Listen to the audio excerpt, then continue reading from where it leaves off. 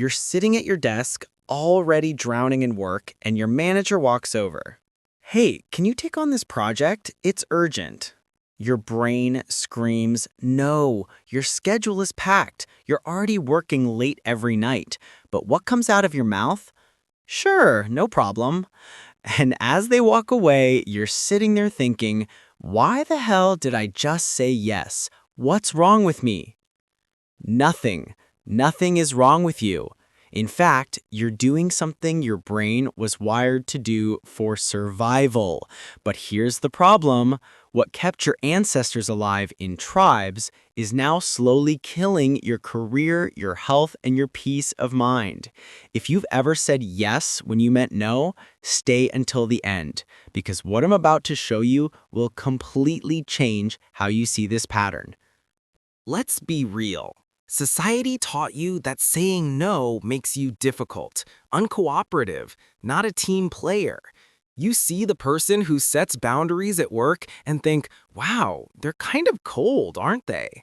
But when you set a boundary, you feel like a monster. Funny how we judge in others what we're terrified to do ourselves. And it gets worse at work, because at work, there's this unspoken rule. The person who says yes the most gets rewarded, gets recognized, gets promoted. So you say yes again and again and again, until one day you realize you're doing 3 people's jobs, getting paid for one, and your manager just asked if you can help out with one more thing. If you're nodding right now, you're not alone. And what I'm about to explain might actually make you angry, because it's not your fault. Let me introduce you to Sarah.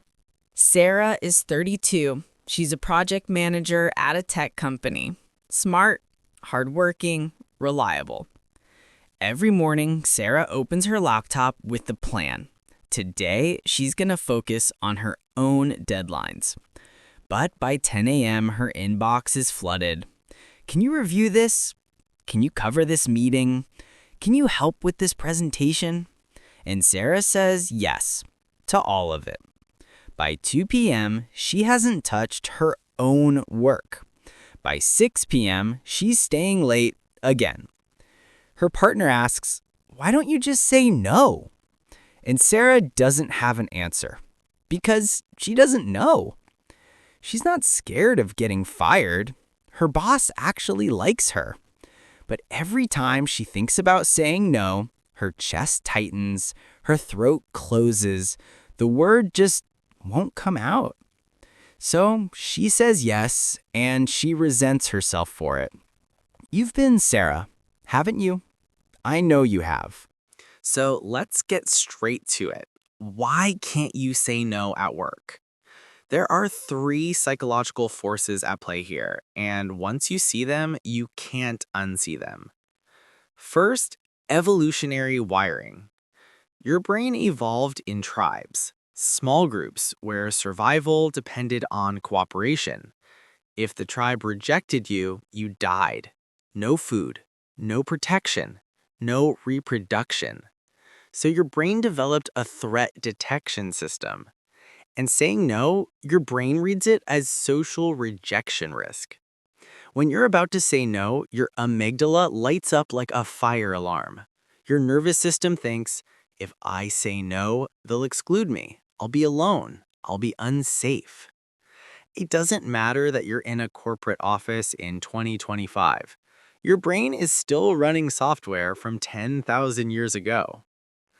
Second, the approval addiction. Here's the uncomfortable truth. You've been trained to say yes. Think about it. When you were a kid, what happened when you said yes to adults? You got praised. What a good kid. So helpful. So cooperative. And when you said no, you were labeled difficult, rebellious, selfish. School reinforced it. Work reinforced it. Now you're an adult and your self-worth is tied to how useful you are to others. Saying no feels like you're taking away your own value. Like if you're not helping, you're not worthy. Third, fear of consequences. Even if you don't think you'll get fired, there's this voice in your head. What if they think I'm lazy? What if they stop giving me opportunities? What if I get passed over for promotion? And here's what makes it worse. Because yes, there are workplaces that punish boundaries. There are managers who label people not dedicated for saying no. So you're stuck.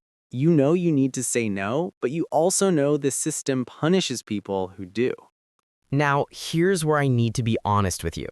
There's a difference between being a team player and being a doormat.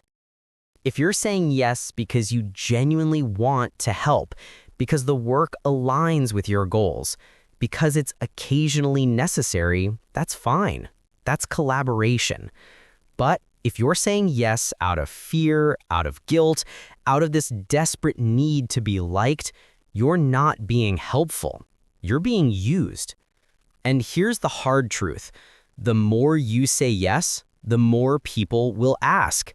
Because you've trained them.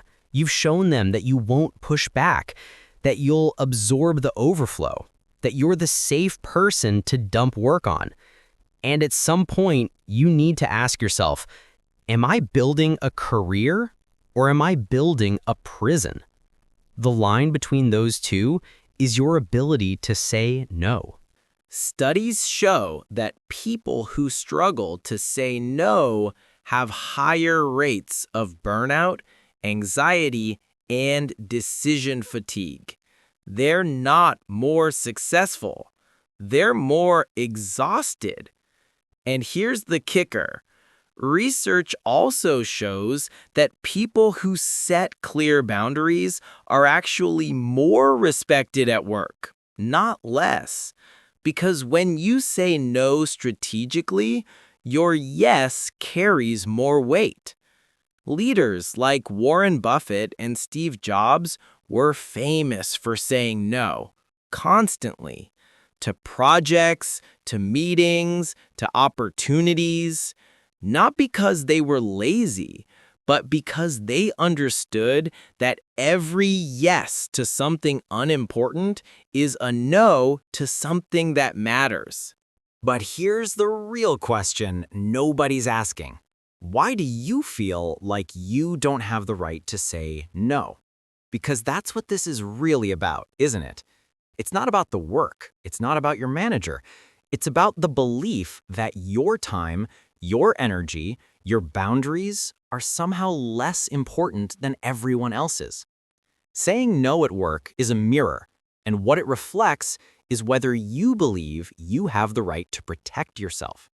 Some of you learned early that your needs don't matter, that love is conditional, that you have to earn your place. And now, decades later, you're sitting in a corporate office doing the same thing, earning your place, proving your worth over and over and over. But here's the truth. You don't need to earn your right to boundaries. You already have it. Seeing that is the first step. Believing it is the hard part. So let me tell you what I really think. You need to stop punishing yourself for saying yes. You're not weak. You're not a pushover. You're responding to years of conditioning and a nervous system that's trying to keep you safe. But you also need to ask yourself, what is this costing me?